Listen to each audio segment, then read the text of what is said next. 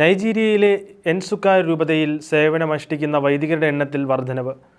കഴിഞ്ഞ ദിനം 23 പുതിയ വൈദികർ അഭിഷിക്തരായതോടെ രൂപതയിൽ സേവനമനുഷ്ഠിക്കുന്ന വൈദികരുടെ എണ്ണം 400 കവിഞ്ഞു.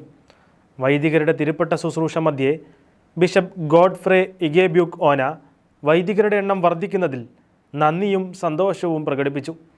വൈദികർ തൻ്റെ അജപാലന ശുശ്രൂഷയിൽ നവമാധ്യമങ്ങൾ ഉപയോഗിക്കുമ്പോഴുണ്ടാകുന്ന അപകടങ്ങളെക്കുറിച്ച് പറഞ്ഞതിനൊപ്പം പുരോഹിതന്മാർ സന്ദർശിക്കാൻ പാടില്ലാത്ത വെബ്സൈറ്റുകളും സ്ഥലങ്ങളും ഡൗൺലോഡ് ചെയ്യാൻ പാടില്ലാത്ത ആപ്പുകളുമുണ്ടെന്ന് തിരിച്ചറിയണമെന്ന് നവവൈദികർക്ക് മുന്നറിയിപ്പ് നൽകി.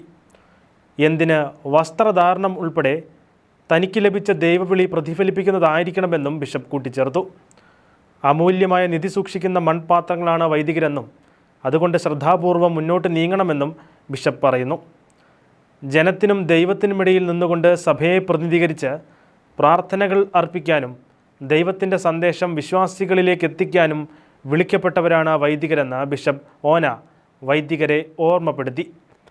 പുതുതായി രൂപതയ്ക്ക് വേണ്ടി അഭിഷിക്തരായ 23 വൈദികരെ ആത്മീയമായി രൂപപ്പെടുത്തിയ ഓരോരുത്തർക്കും നന്ദി അർപ്പിച്ചുകൊണ്ടാണ് ബിഷപ്പ് ഓന തൻ്റെ വാക്കുകൾ ഉപസംഹരിച്ചത്.